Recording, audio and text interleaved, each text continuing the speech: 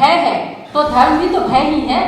भगवान का भय, अल्लाह का भय, ईसा मसीह का भय, गॉड का भय, भय ही तो है। तो बेरोजगारी और महंगाई ये दो रास्ते हैं, यानी कि पेट पे लात पड़ेगी तभी हम घुटने टेकेंगे।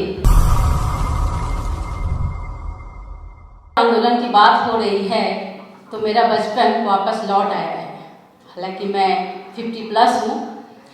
उस समय मैं स्कूल में थी जब हमारे घर के 2 भाई और 2 दीदी इस आंदोलन के भागीदारी थे, और हमारे जीवन की सबसे शक्तिशाली महिला हमारे पास बैठी हैं, वो है मणिमाला दीदी। हमने जीवन में पहली बार ऐसी महिला देखा जिसे आश्चर्यचकित होकर के मुझे लगता था कि महिला ऐसे भी रह सकती है, उनके बाल ऐसे भी हो सकते हैं, वो ऐसे भी ड्रेस पहन सकते हैं और वो इतनी आज़ादी से बात भी कर सकती हैं।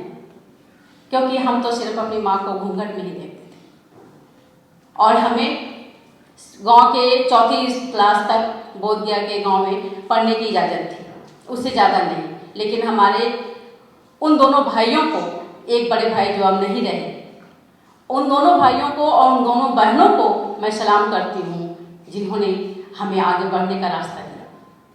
और अब मैं थोड़ा सा आज के बारे में बात करती हूँ कि बेरोजगारी और महंगाई जिस पे हम बात कर रहे हैं, ये बहुत महत्वपूर्ण बात है।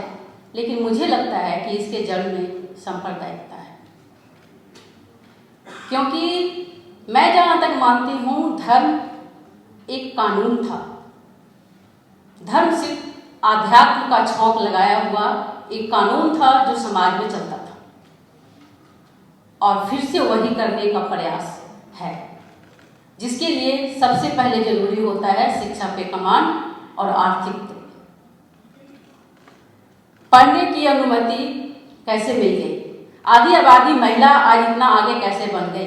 जिस घर में यह कहा जाता है कि मैं अपनी बेटियों को आज़ादी दे रही हूँ, मैं कहती हूँ आप आज़ादी नहीं दे रहे हैं, आपकी मजबूरी हो गई है कि आप बेटियों को पढ़ाएं और बेटियों को नौकरी कराएं, क्योंकि उन बेटियों की शादी नहीं होगी जो पढ़ी लिखी नहीं हैं और जो नौकरी नहीं कर रही। तो ये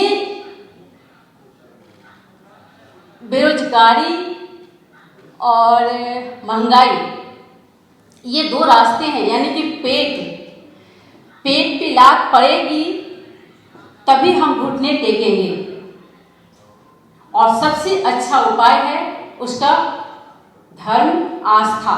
और जो भय है तो धर्म भी तो भय ही है। भगवान का भय, अल्लाह का भय, ईसा मसीह का भय, गॉड का भय, भय ही तो है। क्योंकि हम अध्यात्म को समझ कहाँ रहे हैं?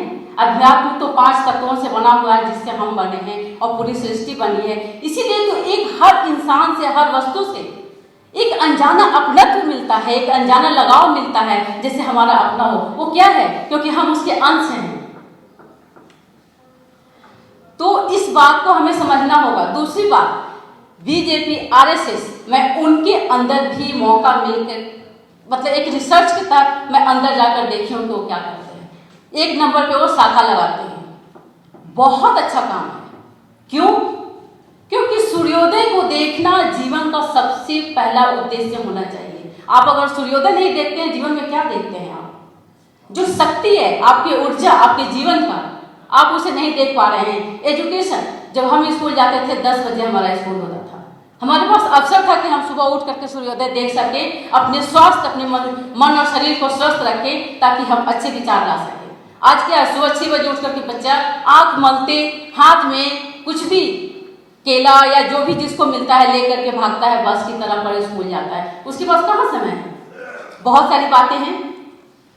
मैंने कुछ गांधीयन संस्थाओं के साथ काम भी किया है। दीदी ने हमें अवसर दिया था राजघाट गांधी दर्शन में काम करने का, जिसके तहत मुझे देश के कई राज्यों में घूमने का मौका मिला।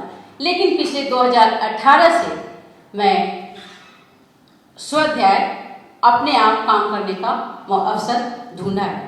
और कोविड में काफ़ी तो नहीं, लेकिन कुछ प्रयास किया। जैसे दिल्ली में जो घर में काम करती हैं उन लोगों को राशन का बांटने का काम किया, कहीं से पैसे इकट्ठे करके मांग के इधर उधर से।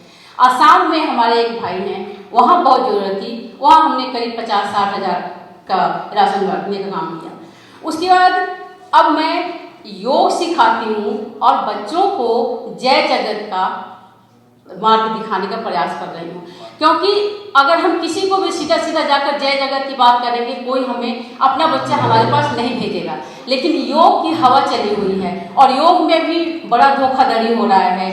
जो हिंदू हैं उनको लगता है कि योग सिर्फ उनका है, पर योग को जानने का प्रयास कीजिए। सिर्फ एक्सरसाइज नहीं है और वो धर्म नहीं है, योग सभी धर्मों का है, वो आध्यात्म का है, वो सभी इंसान के लिए जरूरी है।